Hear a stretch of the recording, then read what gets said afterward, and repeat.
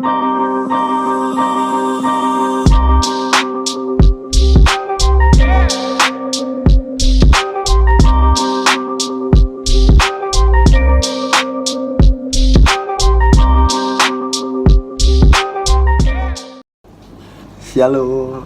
teman-teman PT, gimana kabarnya di minggu ini dan minggu-minggu sebelumnya? Gimana kalian, sehat-sehat semua atau ada yang sakit?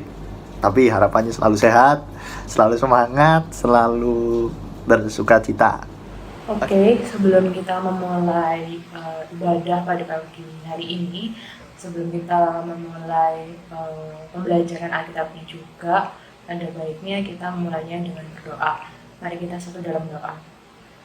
Tuhan Yesus yang baik, terima kasih Tuhan untuk kesempatan hari ini. Terima kasih kalau kami masih diberi kesempatan Tuhan untuk mempelajari sebagian dari firman-Mu Tuhan pada hari ini. Tuhan Yesus, berkatilah kakak-kakak kami yang akan membantu menyampaikan isi firman-Mu Tuhan. Biarlah apa yang mereka sampaikan itu sesuai dengan apa yang ingin Tuhan sampaikan kepada masing-masing kami. Terima kasih Tuhan, terima kasih memampukan kami juga untuk melakukan apa isi dari firman-Mu tersebut, Tuhan Yesus. Terima kasih Tuhan, dan dalam nama Tuhan Yesus kami sudah mengucapkan syukur, haleluya, amin. Oke, jadi di sini kita akan membahas tema di SBT-nya itu adalah melayani bersama. Ya kan, bacaannya diambil dari Lukas 10 ayat 1 sampai yang ke-12. Oke, jadi ayo kita baca dulu ya Alkitabnya. Alkitab terambil dari Lukas 10 ayat 1 sampai yang ke-12. Oke. Yesus mengutus 70 murid. Kemudian daripada itu Tuhan menunjuk 70 murid yang lain, lalu mengutus mereka berdua-dua mendahulunya ke setiap kota dan tempat yang hendak dikunjunginya. Katanya kepada mereka, "Tuaian memang banyak, tetapi pekerja sedikit. Karena itulah, mintalah kepada Tuhan yang empunya tuaian, supaya Ia mengirimkan pekerja-pekerja untuk tuaian itu. Pergilah, sesungguhnya aku mengutus kamu seperti anak domba ke tengah-tengah serigala. Janganlah membawa pundi-pundi atau bekal atau kasut, dan janganlah memberi salam kepada siapapun selama dalam perjalanan. Kalau kamu masuki suatu rumah, katakanlah lebih dahulu, damai sejahtera bagi rumah ini. Dan jikalau di situ ada orang yang layak menerima damai sejahtera, maka salammu itu akan tinggal atasnya. Tetapi jika tidak, salammu itu kembali kepadamu. Tinggallah dalam rumah itu, makan dan minumlah apa yang diberikan Tinggallah dalam rumah itu, makan dan minumlah apa yang diberikan orang kepadamu. Sebab seorang pekerja patut mendapat upahnya. Janganlah berpindah-pindah rumah. Dan jikalau kamu masuk ke dalam sebuah kota dan kamu diterima di situ, makanlah apa yang dihidangkan kepadamu. Dan sembuhkanlah orang-orang yang sakit yang ada di situ, dan katakanlah kepada mereka, kerajaan Allah sudah dekat kepadamu. Tetapi jikalau kamu masuk ke dalam sebuah kota dan kamu tidak diterima di situ, pergilah ke jalan-jalan raya kota itu dan serukanlah juga debu kotamu yang melekat pada kaki kami. Kami kebaskan di depanmu. Tetapi ketahuilah ini, kerajaan Allah sudah dekat. Aku berkata kepadamu, pada hari itu Sodom akan lebih ringan tanggungannya daripada kota itu." Oke, teman-teman teruna, demikianlah pembacaan dari firman Tuhan. Ya teman-teman, di sini kakak akan menjelaskan terlebih dahulu tentang pemahaman konteks dari Lukas 10 ayat 1 sampai 12. Jadi kakak lebih singkat ya teman-teman, agar mempersingkat waktu kita. Tapi sebelum itu kakak pribadi ingin mengucapkan happy birthday Peters. Semoga dengan bertambahnya usia ya, Peters juga dapat lebih dewasa dalam iman ya, dan bisa membedakan mana yang baik dan mana yang salah. Oke, kita lanjut lagi ke pemahaman konteks. Jadi Di sini kakak akan menjelaskan secara singkat untuk Lukas 10 ayat 1 sampai 12 ini bagaimana sih, gitu kan. Ini tentang Yesus mengutus 70 murid sesuai dengan yang ada di perikopnya. Jadi kapan sih Kak ini kejadiannya? Ini kejadiannya setelah Tuhan Yesus memilih 12 muridnya, ya. Jadi sudah ada 12 murid, lalu Yesus memilih lagi 70 murid, ya. 70 murid ini kenapa dipilih? Maksudnya apa alasannya dipilih dari 70 murid ini? Karena seperti yang dikatakan ayat 2, tuaian memang banyak tetapi pekerja sedikit, gitu. Jadi istilahnya banyak orang-orang yang harus diberi firman atau diberitakan, diwartakan firman, diceritakan firman. Mungkin mereka bisa akan bertobat dan kawan-kawan, tapi pekerja, yang dimaksud pekerja ini penyebar firmannya itu masih sangat sedikit. Bayangin 12 orang itu pasti untuk menyebarkan firman Tuhan setiap hari itu juga akan terbatas. Mungkin tempatnya terbatas, orang-orangnya ya cuma orang-orang beberapa aja yang bisa mendengar, seperti itu. Akhirnya dibutuhkan banyak sekali orang. Akhirnya Tuhan memilih lagi 70 murid. Seperti itu. Lalu untuk apa 70 murid itu? Di ayat pertama dikatakan, lalu mengutus mereka berdua-dua, jadi dua orang, jadi 70 dibagi 2, 35. Jadi ada 35 kelompok atau 35 pasang yang berjalan ke setiap kota, mendahulinya ke setiap kota dan tempat yang hendak dikunjungi.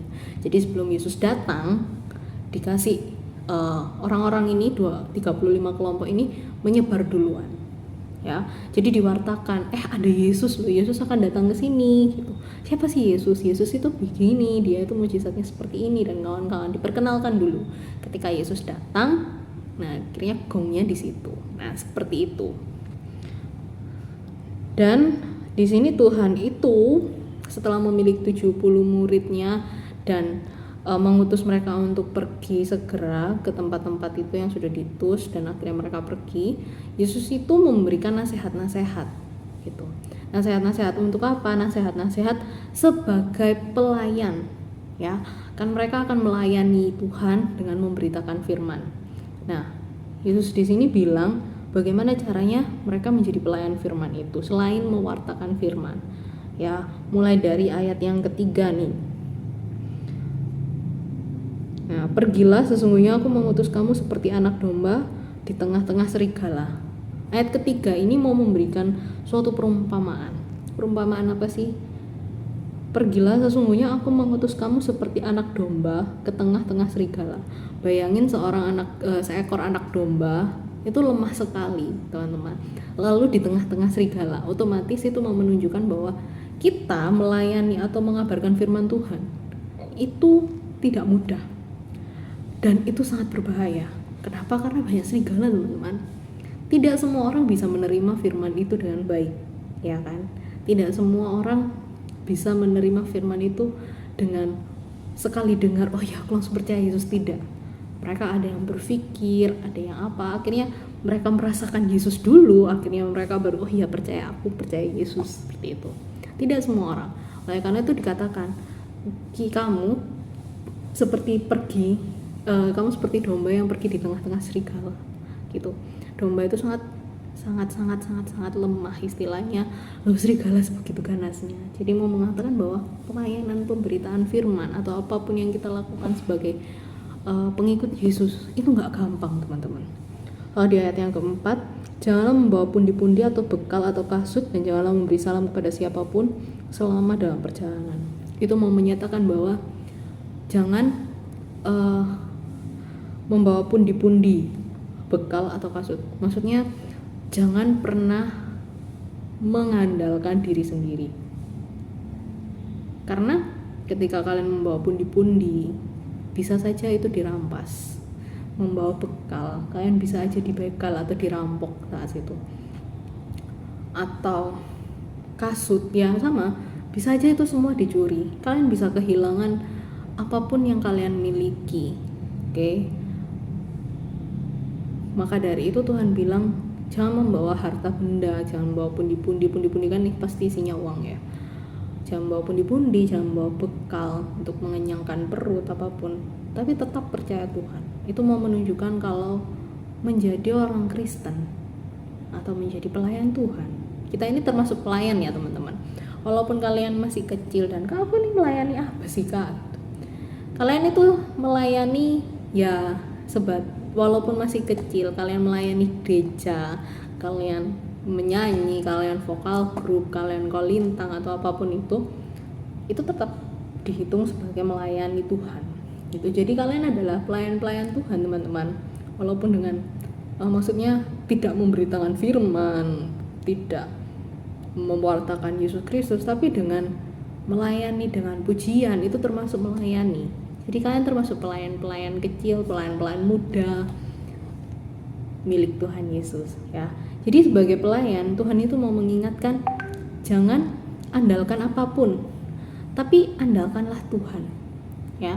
Andalkanlah Tuhan, karena kalian mau makan, kalian punya uang, itu semua harta benda dari Tuhan, itu semua berkatnya Tuhan.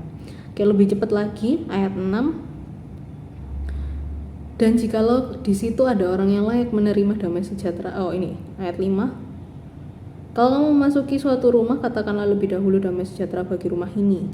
Dan jikalau di situ ada orang yang layak menerima damai sejahtera, maka salammu itu akan tinggal di atasnya. Tetapi jika tidak, salammu itu akan kembali kepadamu. Itu menunjukkan bahwa katakanlah berkat selalu kepada siapapun yang kamu akan temui. Perkataan kita harus menjadi berkat bagi orang itu. Itu intinya. Kalau misalnya, karena perkataan itu termasuk berkat ya teman-teman. Perkataan positif atau perkataan yang mendukung, sabar ya, itu termasuk perkataan berkat ya teman-teman. Jadi ketika teman kalian yang kesusahan dan kalian mengatakan berkat atau mengatakan hal yang positif, semangat, kamu pasti bisa, yang tenang ya, dan kawan-kawan, itu semua dapat memberkati orang itu. Mereka akan merasa sangat terberkati dan Tuhan juga akan memberkati mereka gitu. Jadi sebagai pelayan atau itu tetap mengatakan berkat. Oke. Lalu kita lompat ayat 8 dan ayat 9. Jikalau kamu masuk ke dalam sebuah kota dan kamu diterima, makanlah apa yang dihidangkannya kepadamu dan sembuhkanlah orang-orang sakit yang ada di situ dan katakan kepada mereka kerajaan Allah sudah dekat. Jadi siapapun orang yang menerima kalian, contohnya di gereja, kalian bisa pelayanan untuk memberitakan firman. Katakanlah firman itu di hadapan orang-orang gereja. Bisa kalian diterima, baik kalian di keluarga kalian sekalipun, kalian diterima, gitu kan istilahnya. Dan katakanlah berkat, tetap sebarkanlah firman Tuhan. Lalu yang terakhir ayat 10 sampai yang ke-12. Tetapi jikalau kamu masuk ke sebuah kota dan kamu tidak diterima, ingat tidak diterima. Jadi tidak semua orang bisa menerima firman Tuhan ya teman-teman. Pergilah ke jalan-jalan raya kota itu dan serukanlah juga debu kotamu yang melekat pada kaki kami kebaskan di depanmu. Tetapi ketahuilah ini kerajaan Allah sudah dekat. Aku berkata kepadamu, pada hari itu Sodom akan lebih ringan tanggungannya daripada kota itu. Mau menunjukkan apa teman-teman? Mau menunjukkan bahwa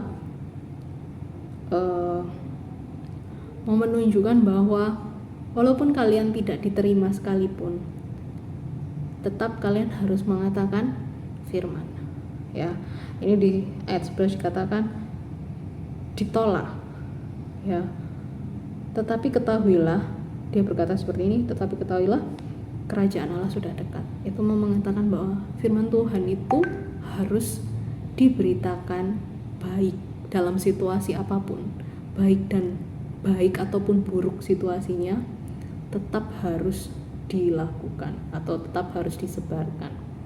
Oke, sekian dulu untuk tentang pemahaman konteks kita untuk ayat Lukas 10 ayat Lukas 10 ayat 1 sampai 12 ya teman-teman.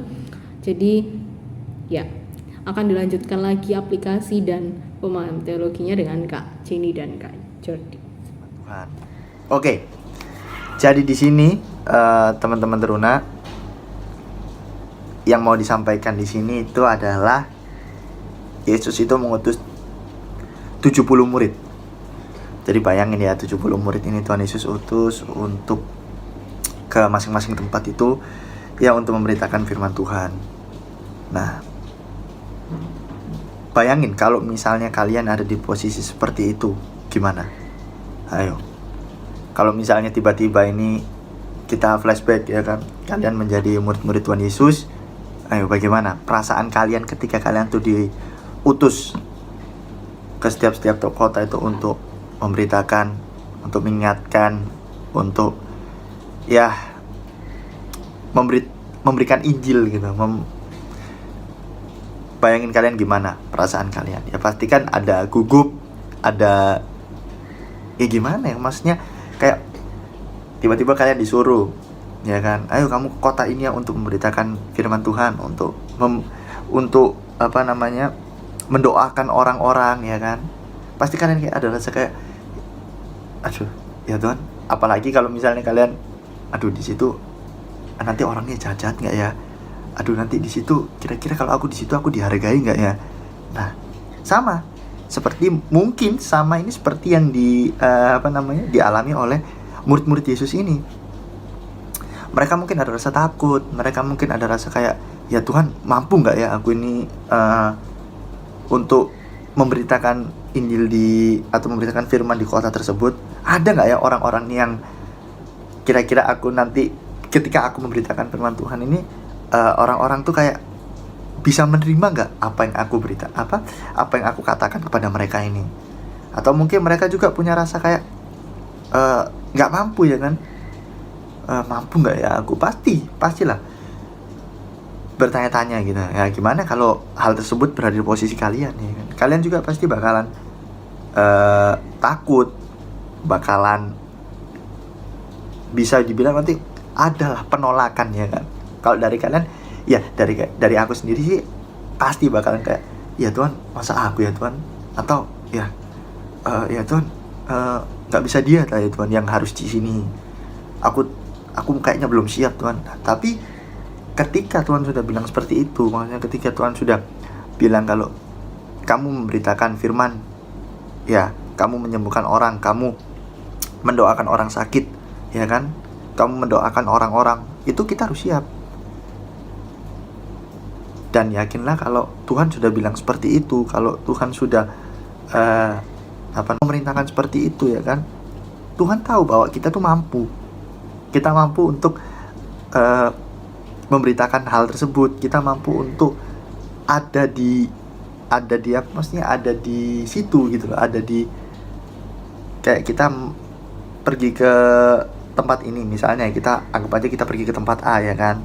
Mungkin orang lain belum tentu mampu di bawah tekanan kita membawakan firman itu ya kan. Tapi ketika Tuhan sudah menempatkan kita di tempat tersebut, Tuhan tuh tahu, Tuhan tuh yakin kalau kita pasti bakalan mampu. Tuhan memberikan kita ke tempat itu, Tuhan tuh tidak akan melepaskan tanggung jawabnya. Tuhan pasti menyertai kita, Tuhan pasti ada di tengah-tengah kita ya kan. Tuhan tahu, ya sama kayak di zaman sekarang ini ya kan. Kalau misalnya kalian diutus Tuhan dengan caranya ya kan, itu Tuhan tahu bahwa kalian tuh mampu, Tuhan tahu bahwa kalian itu bisa menghadapi itu semua gitu. Tuhan Yesus tidak melepaskan tanggung jawabnya gitu loh. Tuhan juga memberkati kita gitu, bukan seakan-akan kita dikasih ke tempat ini ya mungkin bagi kita itu, kita merasa itu berat ya Tuhan, ini berat Tuhan ya Tuhan. Kita sering kali itu mengeluh pada Tuhan ya kan. Sama, aku juga, kakak juga sering mengeluh pada Tuhan, ya Tuhan kayak, kenapa ya Tuhan kok Engkau menempatkan aku di posisi seperti ini, padahal aku ini gak mampu ya Tuhan, aku ini gak bisa Tuhan di posisi seperti ini. Cuman kembali lagi, Tuhan Yesus tidak melepaskan tanggung jawabnya gitu loh. Tuhan Yesus menempatkan kita di situ itu karena Tuhan punya tujuan ya kan? Tuhan punya tujuan buat kita. Tuhan punya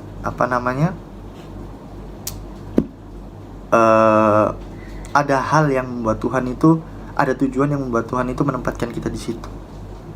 Dan kita sebagai manusia, kita sebagai muridnya, kita sebagai hambanya, kita sebagai dombanya itu ya harus taat gitu. Jadi sama ini seperti contoh ya kan, seperti contoh Tuhan itu sebagai gembala, ya kan. Contoh ringan aja, Tuhan sebagai gembala, kita sebagai dombanya, ya kan. Nggak mungkin kan ini gembala ini mengarahkan dombanya itu masuk ke dalam got, ke dalam selokan. Nggak mungkin kan, ya kan. Pasti kan dimasukin ke kandangnya, dimasukin ke mereka gembala ini membimbing kita untuk ke tempatnya, ke tempat yang benar, ya kan, ke kandangnya istilahnya. Nggak mungkin kan ada gembala yang tiba-tiba dia suruh domba-dombanya ini untuk ada masuk got, nyemplung semua dong. Nggak mungkin kan, ya kan. Maksudnya nggak make sense, nggak masuk akal. Yang namanya gembala itu pasti membawa ini binatang-binatangnya ini untuk ke dalam kandangnya, ya kan. Sama seperti Tuhan Yesus, nggak mungkin kan dia menaruh kita di tempat yang dia sudah tahu kalau itu tidak pantas. Itu nggak mungkin, teman-teman, nggak mungkin. Jadi Tuhan Yesus itu udah tahu gitu loh, di mana tempat buat kita tuh yang pantas. Walaupun bagi kita itu berat sekalipun, tapi bagi Tuhan itu kita mampu melewatinya dan kita bisa. Gitu. Tuhan menempatkan kita di situ karena Tuhan punya tujuan bagi kita. Oke teman-teman, jadi nggak usah takut, ya kan. Dan juga ada di ayatnya yang ke-3, pergilah, sesungguhnya aku mengutus kamu seperti anak domba ke tengah-tengah serigala. Nah, di sini juga menarik di ayat 3 ini. Jadi di ayat 3 ini ayatnya itu pergilah, sesungguhnya aku mengutus kamu seperti anak domba ke tengah-tengah serigala. Nah, jadi di sini itu istilahnya di ayat ini, di pasal ini itu istilahnya seperti ini. Mungkin lah ini aku membayangkan, jangan mungkin dulu ketika mereka murid-murid Tuhan Yesus ini membawakan firman gitu lagi memberitakan firman gitu ke tengah-tengah orang-orang gitu kan. Ini ibaratnya mereka tuh kan anak domba, ya kan. Kayak mereka membawakan berita baik gitu. Nah, tapi ada juga serigala-serigala ini orang-orang yang mungkin bisa dibilang nggak terima mungkin ya, atau bisa dibilang orang-orang bebal juga, ya kan, yang ya udah masa bodoh gitu, kamu membawakan firman Tuhan, ya udah. Ibaratnya serigala tuh kayak ini bagiku nggak penting lah, itu serigala. Jadi kita tuh sebagai di sini kan diperumpamakan sebagai anak domba, ya kan. Anak domba kan kayak kecil gitu, ya kan, kecil, takut gitu. Cuman maaf, kecil tapi ya serigala kan besar nih, ya kan. Ya kalau misalnya kita anak domba kita kan bisa aja kan dimakan sama serigala, ya kan, kayak langsung ya kan. Cuman kan di sini ya balik lagi, Tuhan tuh tidak melepas tanggung jawab gitu. Meskipun kita sekecil apapun itu, kita mau kecil sebagaimanapun, sekecil-kecil apapun, ya kan, kalau Tuhan sudah menempatkan kita di posisi tersebut, ya kan, itu yakin dan percaya teman-teman, Tuhan tidak akan lepas tangan bagi kita, ya kan. Karena Tuhan yang sudah suruh kita di situ. Tuhan Yesus punya tujuan, balik lagi di awal, Tuhan Yesus punya tujuan, Tuhan Yesus punya Tuhan Yesus tahu bahwa kita tuh mampu gitu, teman-teman. Jadi dimanapun kalian diutus sama Tuhan, dimanapun kalian Tuhan bilang kamu harus ke sini, kamu harus ke sini, itu ya udah kita ikutin, karena itu jalan yang terbaik. Jalan yang terbaik, yang pokoknya ingat aja, kalau misalnya Tuhan sudah utus kita, itu berarti jalan yang terbaik. Nah, tidak mungkin Tuhan Yesus itu mengutus kita itu ke tempat yang salah. Tidak akan pernah mungkin, teman-teman.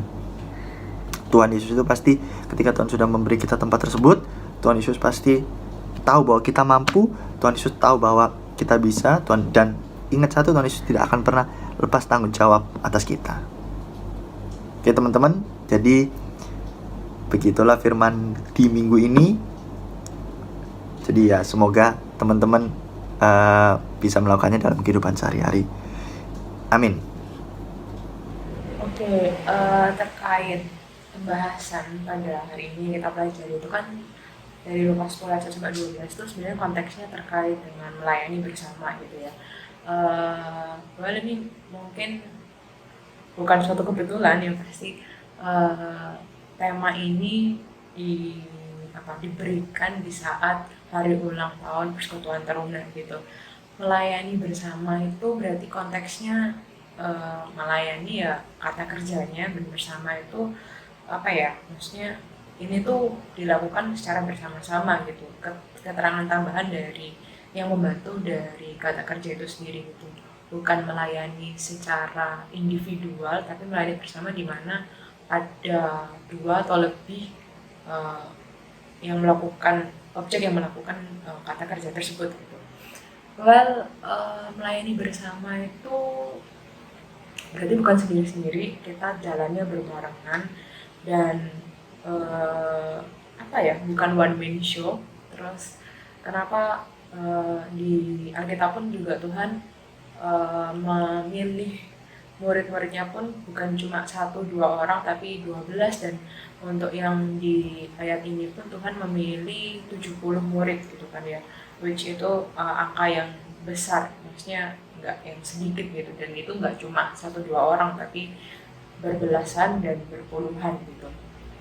Sebenarnya apa sih konteksnya yang mau dipelajari gitu kan di hari ini tuh, sebenarnya ada beberapa poin yang mau dibahas gitu kan terkait aplikasinya, cuman mungkin mau meng-highlight beberapa poin gitu yang perlu di-highlight terkait aplikasinya itu sendiri. Berkaitan dengan tantangan yang dihadapi dan bagaimana seharusnya bersikap terhadap tantangan tersebut.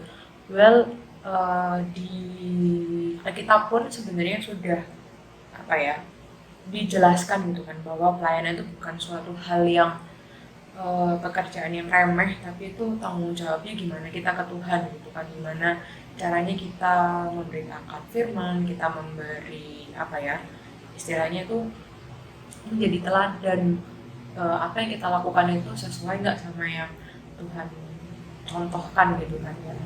Nah, pelayanan itu sendiri nggak cuma tanggung jawabnya kita ke sesama manusia, tapi gimana caranya kita bawa amanah itu untuk ini loh, kabar sukacita tentang lahirnya Yesus Kristus, adanya pengorbanan dan proses perjalanan keselamatan di mana dosa-dosa kita ditebus dan sebagainya gitu kan ya, dari A to Z gitu kan, sampai proses kelahiran hingga sampai proses Pentakosta itu terjadi. Itu kan maksudnya itu sebuah rangkaian cerita berita sukacita yang mungkin kita sudah familiar gitu, tapi kan untuk beberapa orang atau untuk kebanyakan orang itu kayak nggak relate, apaan sih itu kayak gitu, dan itu merupakan salah satu tugas kita untuk memberitakan berita sukacita itu gitu. Nah, ngomong-ngomong tentang pelayanan, ya tantangan itu bukan suatu hal yang sulit sebenarnya, tapi bukan suatu hal yang mudah untuk dilakukan pelayanan itu. Kenapa kayak gitu? Karena ya tentu saja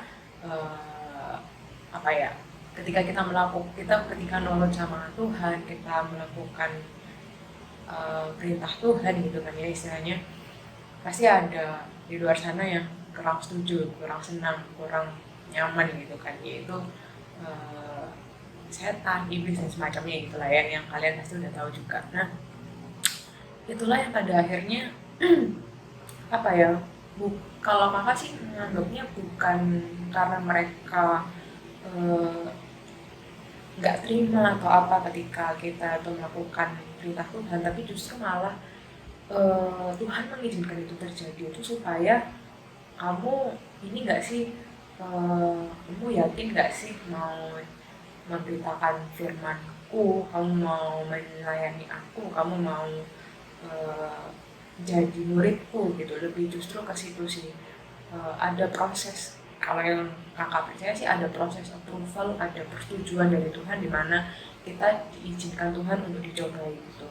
Simply kayak yang kakak contohkan, anggaplah seperti Paulus gitu lah ya, dengan latar belakang background story-nya dia yang seperti itu gitu. Bukan berarti Tuhan tuh nggak sayang sama dia, enggak, tapi justru disitulah Tuhan tuh memproses dia kayak, kamu yakin mau melayani aku, kamu yakin yang dulunya kamu tuh sangat benci aku, kamu tuh yakin mau mau memberitakan Injil tentang aku kayak gitu. Justru diuji habis-habisan sampai pada akhir hidupnya gitu kan ya.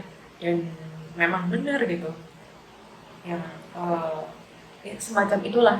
Nah, mungkin kita nggak ngerasain itu, mungkin kita nggak relate sama apa yang Paulus rasain gitu kan. Cuma tantangan itu menurut kakak sih dengan versi yang berbeda gitu. Kenapa bilang gitu? Karena jujur li, jujur li, kakak merasakan itu dan kakak-kakak lain juga merasakan itu. Tantangan pelayanan di PT itu tiap tahunnya itu berbeda. Kenapa? Karena kita akan berinteraksi dengan apa ya, generasi yang berbeda juga, dimana tiap tahunnya tuh karakteristiknya beda-beda. Dan menurut kakak itu challengingnya di situ, tantangannya tuh justru di situ gitu. Gimana caranya kita punya tanggung jawab untuk menyampaikan firman, tapi gimana caranya kita juga firman itu tuh bisa kalian terima gitu loh, dari pembawaannya, dari penyampaiannya, dari cara berkomunikasinya, dari interaksi kita in person satu gimana kita bisa kenal sama kalian dan kalian bisa kenal sama kita kakak-kakaknya gitu, supaya nggak ada gap, nggak ada apa ya, penghalang, dan kita bisa sama-sama saling belajar, sama-sama melayani bareng pada akhirnya gitu kan. Pelayan kan nggak cuma memberitakan firman ya, tapi gimana kita bisa mengisi pujian di gereja, bisa mungkin ada yang mulai memberanikan diri untuk jadi worship leader atau pelayanan sebagai alat di alat musik dan sebagainya, kan banyak banget caranya gitu untuk terlibat dengan pelayanan itu sendiri gitu. Nah, itulah yang kita kakak-kakaknya lagi apa ya, kerjakan gitu kan. Gak cuma setiap minggu rutinitas kita sharing terkait firman, no, kita sama-sama masih belajar juga. Belum tentu kita yang udah belajar Alkitab lebih lama itu belum tentu hidupnya lebih baik, nggak juga gitu kan. Justru dengan adanya pelayanan ini kadang itu kita kakaknya merasa diingatkan gitu kan, karena dengan uh, ayat-ayat yang kita sampaikan ke kalian di setiap minggunya itu kan menjadi bumerang, bukan bumerang, mungkin jadi reminder juga buat kita bahwa ini loh kayak gini kayak gitu. Dan kadang firman yang kita ucapkan, kita sampaikan ke kalian pun tuh juga sebenarnya cara Tuhan mengingatkan kita masing-masing gitu, kalau ini loh kayak gini, harusnya tuh kayak gini kayak gitu gitu. Itu yang sejauh ini kakak alami, dan kakak nggak mau bilang kalau itu sebuah tantangan ya, tapi justru malah apa ya, kesempatan untuk belajar hal-hal yang baru gitu. Karena uh, kembali lagi itu, dengan adanya adik-adik Teruna PT yang baru, itu pasti akan ada proses pembelajaran yang baru juga, gimana dengan masing-masing karakteristik kalian yang berbeda gitu kan ya. Kita diberi kesempatan Tuhan untuk ayo ini gimana caranya kalau misalnya adik Terunanya modelnya kayak gini kayak gitu kan. Bukan berarti kita justru malah menghindar atau apa ya, bukan malah mendekati adik itu gitu kan. Justru malah challenge-nya di situ, PR-nya justru di situ tuh, gimana caranya memperkenalkan Tuhan ke kalian yang mungkin masih bertanya-tanya sebenarnya Tuhan itu ada atau enggak sih gitu. Dan itu puji Tuhannya kakak menjadi apa ya, salah satu saksi lah. Ada beberapa adik PT yang sekarang udah lulus dari PT gitu ya anggapannya gitu, dan sekarang udah udah pemuda-pemudi gitu, dan menjadi bagian dari proses perjalanan rohani mereka itu apa ya, bukan kakak lain di sini itu merasa kita keren, kita jago, kita udah jam terbangnya tinggi atau apa, no, tapi melihat apa ya, perbedaan yang nyata yang Tuhan kerjain di hidupnya mereka hingga sampai saat ini mereka tumbuh seperti hari ini, itu kadang cukup bangga gitu. Karena kenapa bangga? Karena diberi kesempatan untuk terlibat di dalamnya itu gitu. Ketika mereka sedang sedih, sedang kecewa dengan hidupnya, sedang galau, sedang bingung gitu kan, kayak aku harus gimana kak kalau orang tuaku kayak gini, kalau sekolahku kayak gini dan lain-lain. Dan ketika kita sebagai kakak-kakak layan diberi kesempatan untuk mendoakan, memberi pasang telinga untuk mendengarkan setiap curhatan kalian, rasanya apa ya, bersyukur sih kalau kakak ya, karena disitulah kekuatannya tuh di situ, dimana kita bisa saling support, saling mendoakan, saling bertumbuh bareng dalam Tuhan. Dan apa ya, persekutuan itu sih yang sebenarnya menjadi esensi dari pelayanan itu sendiri gitu. Bukan meng-highlight dari tantangannya, challenge, pressure, tekanan sana sini, bukan, tapi lebih ke pengalaman berbareng di dalam Tuhan itu yang menurut kakak priceless. Dan untuk mendapatkan itu emang harus melewati proses tantangan itu sendiri gitu sih. Itu terus menyebutkan hal yang harus dilakukan supaya pelayanan kita dapat diterima oleh orang lain.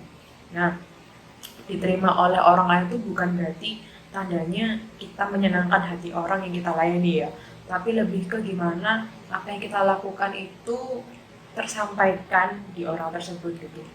Itu jujurly takes time, bahkan kita sebagai manusia pun juga terbatas gitu kan ya. Itu yang di awal kita ditekankan bahwa lakukan bagianmu, nanti Tuhan lakukan bagiannya gitu.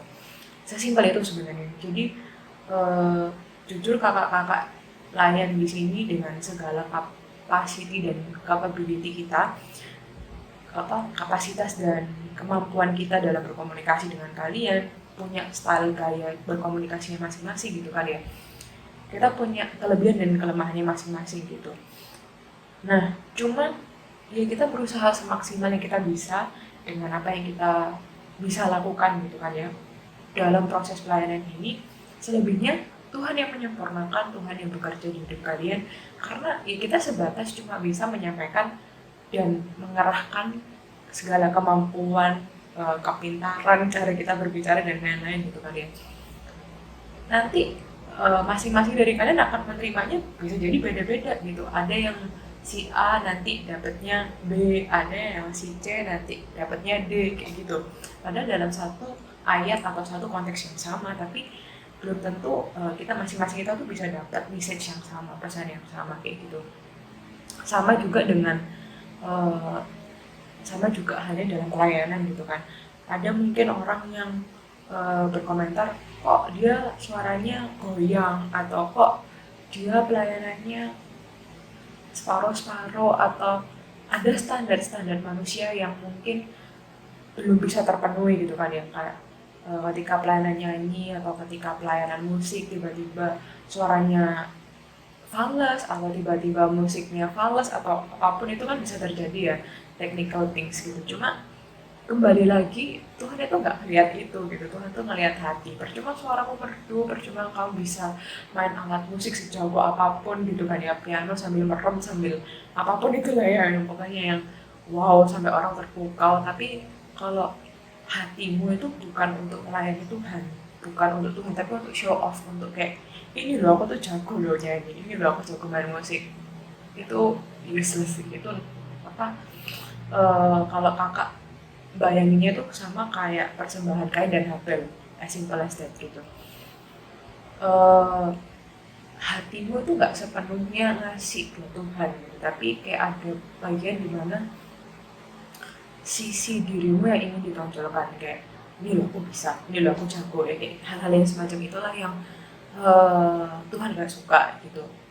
Sama halnya dengan pelayanan gitu kan ya, ada banget pasti rasa ingin diakui, ada banget pasti rasa ingin dipuji, disanjung dan semacamnya gitu kan ya, kayak wah gila sih kalau kakak ini yang nyampein firman tuh pasti kayak bagus banget penataan apa sih penyampaiannya, terus kayak alur komunikasinya itu jelas sampai aku sangat aman paham maksudnya dan lain-lain. Iya mungkin itu bisa jadi salah satu skill atau kelebihan dari kakak tersebut gitu kan. Cuma kan kembali lagi kita nggak bisa judge dia, bukan berarti yang penyampaiannya bagus tuh bukan berarti dia pamer atau apa, nggak semua kayak gitu. Cuman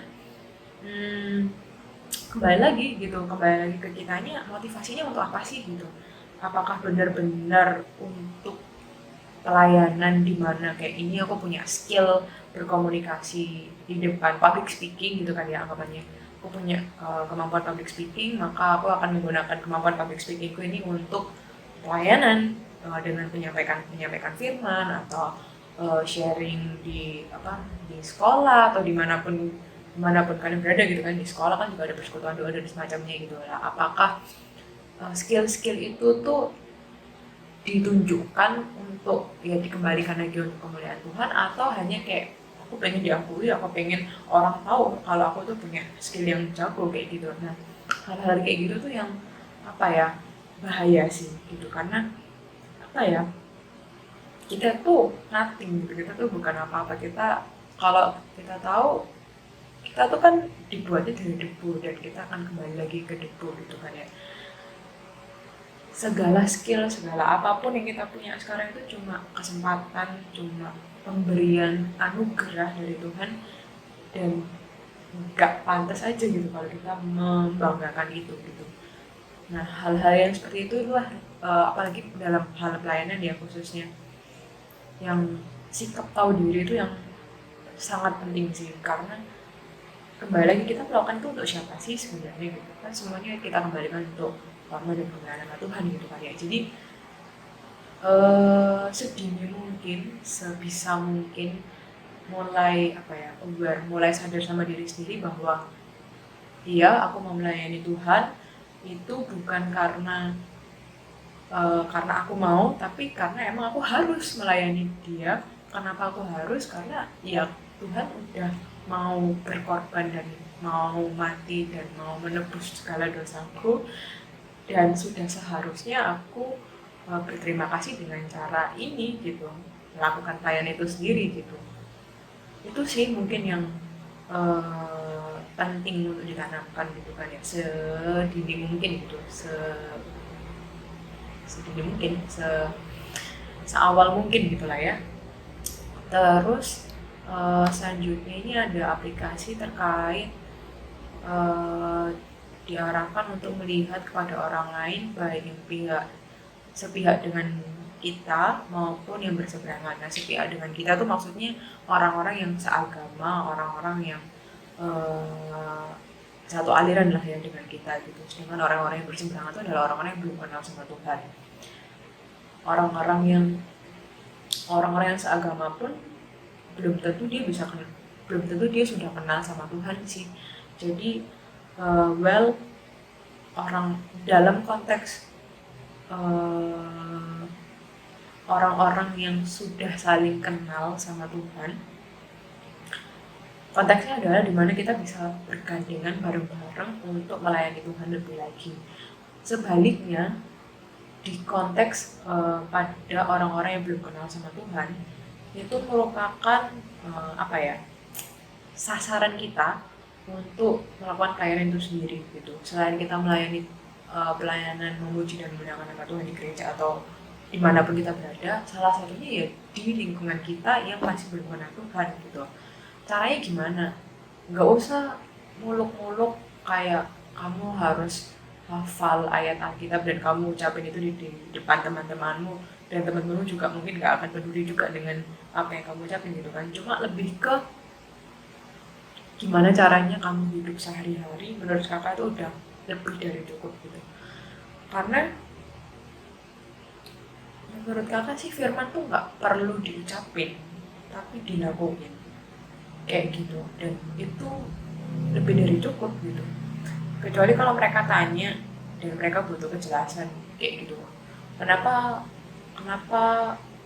kok ditampar pipi kiri harus ngasih pipi kanan. Menurut mereka kan nggak masuk akal. Kayak ya buat apa kalau bisa balas ya balas gitu. Cuma kan yang Tuhan ajarin tentang kasih itu nggak kayak gitu. Dan mungkin hal-hal yang seperti itu yang mungkin butuh penjelasan butuh dibantu dijelaskan gitu. Dan emang apa ya, menurut kakak kalau ketika mengucapkan sesuatu itu tanggung jawabnya lebih besar sih daripada ya lebih ke talkless humor aja sih. Eh, lebih sedikit ngomong dan lebih banyak melakukannya gitu, daripada kamu banyak omong tapi nggak ngelakuinnya juga bullshit juga, omong kosong aja gitu. Itu sih. Jadi eh, pelayanan bareng-bareng itu nggak melulu harus berkhotbah, tapi ya bagaimana caranya kamu hidup sehari-hari itu udah lebih dari cukup. Dan kalaupun kamu menggunakan apa talenta atau skill yang kamu punya, jangan lupa itu semua untuk Tuhan, itu semua untuk hormat dan kemuliaan nama Tuhan gitu. Bukan karena aku bisa, bukan karena ini loh aku gitu, tapi emang karena Tuhan kasih kesempatan aku untuk bisa melakukan ini, makanya aku kembalikan lagi itu semua ke Tuhan, kayak gitu sih. Jadi buat adik-adik di sana yang mungkin sedang, yang pasti masih sekolah gitu kan ya, masih dalam pergulatan masalah sekolah dan dengan situasi yang seperti saat ini gitu, jangan sekalipun menganggap diri sendiri itu rendah sih. Karena kenapa kakak bilang kayak gitu, karena setiap orang punya kapasitas dan kemampuannya masing-masing dan itu berbeda-beda. Tinggal lebih ke gimana caranya kalian mengucap syukur dengan hidup yang kalian punya sekarang. Itu sangat amat susah sekali, karena jujur li kakak pun juga dulu membanding-bandingkan diri kakak dengan orang lain gitu kan. Kenapa dia bisa di sekolah yang bagus, kenapa dia bisa punya gadget ini gadget itu gitu kan. Tapi sebenarnya itu nothing gitu, itu tuh fana gitu, sia-sia. Karena pada akhirnya gitu, kalau Tuhan berkenan, Tuhan memberikan izin, Tuhan bisa aja kasih itu ke kalian gitu kan ya, terlepas dari orang tua kalian mampu atau enggak gitu. Cuma ya itu sih, fokusnya sebenarnya lebih ke mau atau enggak kalian melakukan itu. Dan nanti selebihnya ketika kalian sudah melakukan bagian kalian, maka Tuhan yang akan melakukan bagian sisanya gitu, menyempurnakan segala ketidaksempurnaan itu. Dan itu kakak-kakaknya alami gitu kan ya, selama melayani kalian, selama kami terlibat pelayanan di PT maupun di gereja, maupun di hidup kita sehari-hari pun kita mengalami itu. Dan kita berharap adik-adik Brunei juga mengalami hal yang sama. Dan pada saatnya nanti gitu, nggak usah pada saatnya nanti deh, mulai tahun ini mungkin bisa bareng-bareng pelayanan, nggak usah yang jauh-jauh ke pedalaman atau apa gitu, tapi pelayanan aja dulu dari gereja sendiri gitu kan ya.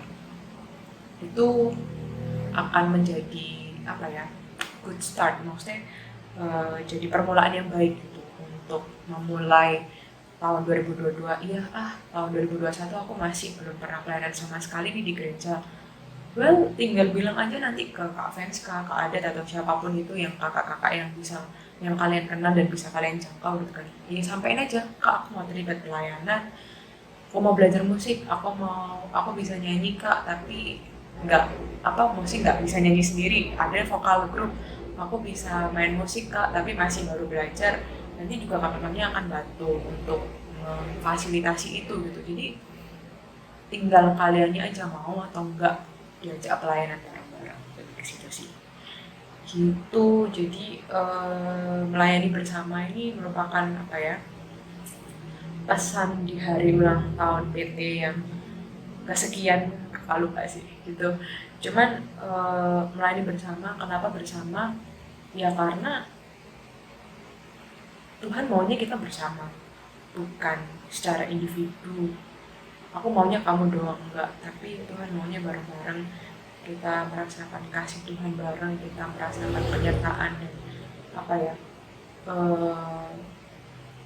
kita bisa saling sharing, saling menguatkan, saling mendoakan satu sama lain, supaya pada akhirnya at the end of the day ya kita bareng-bareng bisa ketemu Tuhan di waktunya Tuhan nanti gitu kan ya. Dan disitu kita bisa sharing, oh iya kita dulu pernah terlibat pelayanan bareng, kita dulu pernah pelayanan bareng di A, B, C, D, E, ya iya. Terus akhirnya kita gila, membayangin itu aja udah kayak merinding sendiri gitu kan ya, karena pasti akan sangat membahagiakan sih, sangat amat apa ya, dikelilingi oleh orang-orang yang relate sama kita, yang ngerti gitu gimana sih kasih sayang, kasih setia Tuhan.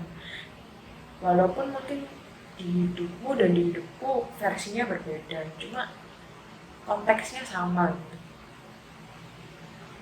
Penyertaan dan kasih setia Tuhan yang unlimited, yang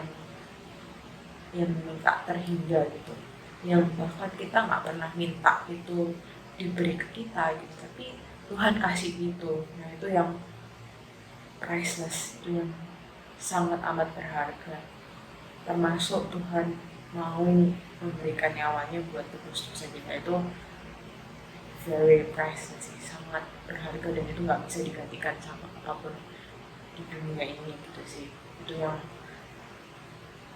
perlu disadari, perlu ditancapkan, dicamkan di dalam diri kita masing-masing gitu, bahwa Tuhan udah sesayang itu sama kita.